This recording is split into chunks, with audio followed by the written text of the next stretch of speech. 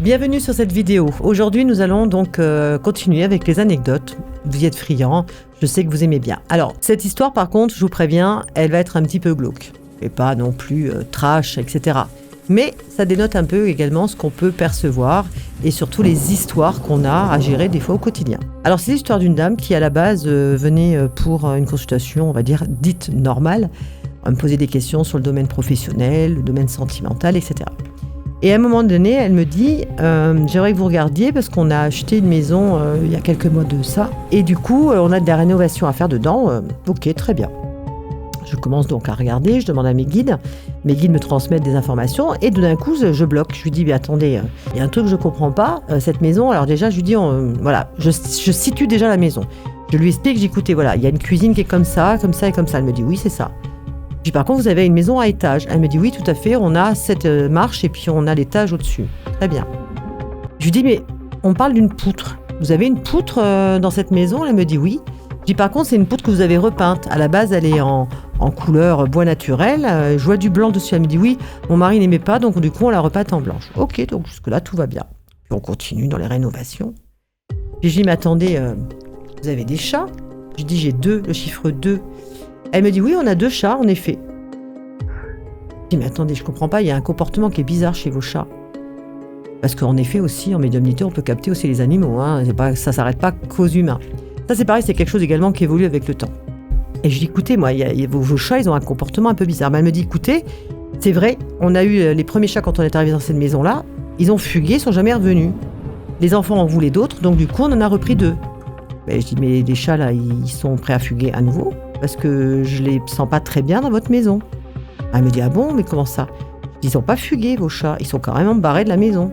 Il y a quelque chose dans cette maison qui est pas très saine. Et on avance, et je dis, écoutez, oui, on regardait elle voulait mettre une pièce supplémentaire à côté, donc agrandir le garage. On avance dans la consultation par rapport à ces demandes. Et je lui dis, écoutez, il faut vraiment que je revienne sur l'étage de votre maison, il y a quelque chose qui est très bizarre, on m'envoie des choses bizarres, j'ai des sensations, j'ai la chair de poule, il y a un truc. Je dis, ça vous dérange pas? Est-ce que je peux approfondir? Là, pareil, je demande bien sûr à la cliente ou au client que j'ai en face de moi, parce qu'il n'est pas question que j'aille là où elle m'a pas demandé les renseignements à la base. C'est aussi comme ça qu'on fonctionne. Le respect, il se passe aussi dans ce sens. Elle me dit, non, mais aucun souci, je vous laisse faire Nathalie, pas de problème. Je dis, écoutez, je suis en train de monter les marches, et là, j'arrive. Je dis, mais vous vous levez la nuit? Elle me dit, oui. Elle me dit, mais quand je me lève, c'est vrai que j'ai une sensation bizarre. Et là, je lui dis, c'est un peu normal, parce que sur le palier, au premier étage, il y a quelqu'un. Elle me dit, mais comment ça, il y a quelqu'un? Je dis, c'est pour ça que vos chats ne montent pas. C'est parce qu'ils sentent une présence, et ils vont jamais monter, vos chats. Et c'est pour ça également que les autres chats que vous aviez avant sont partis de la maison. Ont fugué, mais pas fugué. Ils se sont carrément cassés de la maison. Parce qu'ils sentaient qu'il y avait quelque chose qui n'allait pas. Alors je lui redemande à nouveau, je dis, est-ce que vous voulez qu'on approfondisse? Parce que si les renseignements sont là, est-ce que vous voulez que je vous les donne? Elle me dit, ah oui, je voudrais bien. Et je dis, mais quand vous vous levez, vous sentez pas une espèce de... comme une froideur qui passe derrière vous? Quelque chose, parce que au moment où je lui parlais, j'avais des sensations. Je vous rappelle, je suis également clairsentiente, donc du coup, je ressens des choses. Et j'avais une sensation derrière des 2 épaules, du froid, mais alors constamment qui circulait. Elle me dit, écoutez, oui, je l'ai déjà raconté plusieurs fois à mon mari. Elle me dit, bien évidemment, il s'est fichu d'elle en disant, toi et tes histoires encore complètement sorties de je sais pas quel film, arrête un peu, c'est parce que c'est normal, tu sors du lit, t'as chaud, donc dans le couloir il fait un peu plus frais, t'as froid. Et je lui dis, écoutez, non, il y a quelqu'un, je peux même vous dire qui c'est. Elle me dit, comment ça? Je dis, c'est un homme. Et là, je continue. Et mes guides, tout d'un coup, je vois une image qui tombe. Et quand je dis qui tombe, c'est comme ça qu'on me le donne. Je vois une corde. Et pas une corde pour faire la corde à sauter ou une corde pour faire de la balançoire. Non.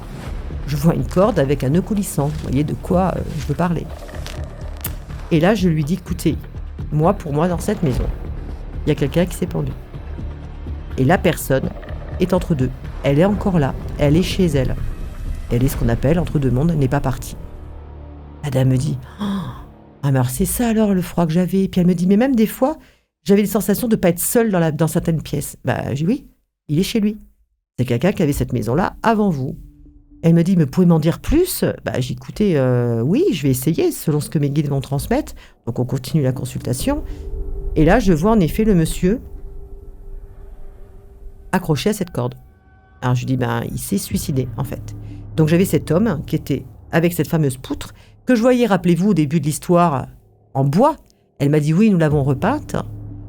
Et je lui ai même dit à ce moment-là, je me rappelle d'un petit détail, je lui dis, mais la peinture que vous avez mise, elle n'est pas en train de s'effriter. Elle me dit, si, on n'arrive pas à trouver une peinture. D'ailleurs, on ne comprend pas pourquoi. On a mis des fortunes dans des peintures spéciales qui recouvrent normalement le bois classiquement. Elle me dit, à chaque fois, ça s'effrite. J'ai dit, c'est normal. Parce que la personne qui est là, en fin de compte, elle n'a pas envie que vous mettiez du blanc sur sa poutre. C'est sa poutre. Il s'est approprié le lieu et il s'est approprié surtout l'endroit où il a mis fin à ses jours. Donc cet homme, en fin de compte, était décédé dans cette maison. Et elle me dit, comment faire? Elle me dit, mais c'est pas possible, j'étais pas au courant. Je dis, écoutez, moi je serais vous, c'est une maison que vous avez rachetée il y a 3-4 ans en arrière, donc c'était pas quelque chose, ils avaient acheté 15 ans avant.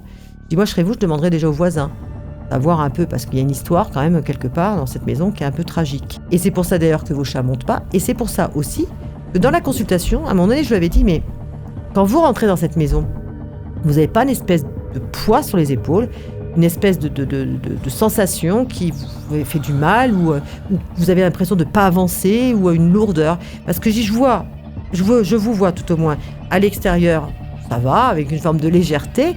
Et dès que vous rentrez dans cette maison, une espèce de poids qui vous prend sur les épaules. Elle me dit, oui, c'est vrai. C'est quelque chose, et elle me dit, je mettais tout ça sur le coup de la fatigue, le fait que je suis beaucoup dynamique avec les enfants, les activités, etc.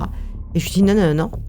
Ce que vous prenez, vous, c'est la décharge ni plus ni moins de la personne qui est là, c'est-à-dire l'entité qui est dans les lieux. Alors, je l'ai rassurée, je lui ai dit, attention, c'est pas une personne malveillante en soi. Par contre, vous sentez sa peur, sa tristesse, le fait également qu'elle s'est suicidée. C'est pas quelque chose non plus de très positif, bien évidemment. Mais vous inquiétez pas, elle vous veut pas du mal. La seule problématique, c'est qu'elle n'est pas partie. Elle est entre deux mondes. Elle est en souffrance, en fait. Donc, elle se raccroche à sa maison, à son lieu, tout simplement. On raccroche, on se termine la conversation, etc. Et je lui avais demandé quand même, je lui ai dit, écoutez, ce qui me ferait plaisir, c'est que vous m'annonciez un petit peu le détail de cette maison, parce que moi, je vous annonce des choses, là, mais est-ce que c'est la réalité des faits telle que je vous l'ai dit, ou est-ce qu'il y a peut-être plus, ou peut-être moins, je ne sais pas. Elle m'a dit, je vous promets, Nathalie, je vous renverrai un mail dès que j'en saurai plus. Donc, elle s'est renseignée, suite à mes conseils. Elle s'est renseignée déjà à l'agence immobilière qui, en effet, avait oublié de lui dire qu'il y avait eu quand même un monsieur qui s'était suicidé dans la maison. Pas très cool. Et surtout, elle est allée voir un peu les voisins, avec qui, elle discutait comme ça, mais les voisins ne m'ont jamais dit, évidemment, la chose. Et à force, quand même, d'en discuter, de poser les questions, et les vraies questions, en effet, elle a appris que ce monsieur, donc, vivait avec sa femme. Ils avaient 3 enfants. Cette femme-là, en fin de compte, était partie. Ils se sont séparés. Elle avait pris les enfants du jour au lendemain. Le monsieur est tombé dans une grosse dépression. N'a pas supporté, donc... la rupture comme ça, soudaine et subite, et surtout de ne plus voir ses enfants. Donc du coup, il a mis fin à ses jours et s'était donc pendu à la poutre au premier étage de cette maison. Voilà l'histoire. Je dis un petit peu glauque. Parce qu'en plus, là, les chats qui montaient pas. Imaginez, les chats, ils montaient pas tout simplement parce qu'ils sentaient qu'il y avait une présence. Ils voulaient pas monter à l'étage. Et dès qu'elle ouvrait la porte ou quoi, ils avaient tendance à fuguer et ne plus revenir.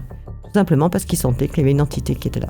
Alors, elle m'a donc contacté quelques temps après pour m'expliquer que j'avais raison, dans les détails, etc. Elle m'a expliqué que j'avais entièrement vu la chose. Elle avait demandé à quelqu'un de lui nettoyer les lieux, parce qu'elle m'avait posé la question aussi, comment je peux faire, parce que cette maison, nous, on l'aime bien, on a fait beaucoup de frais de rénovation, etc.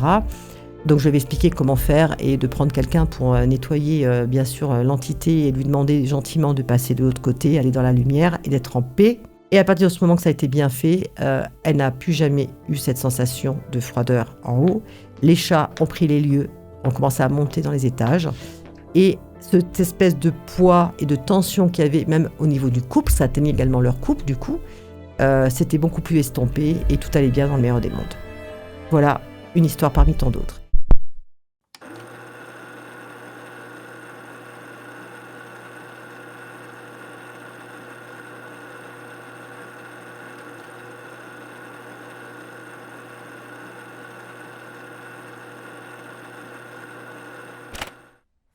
J'espère que cette histoire donc vous a plu.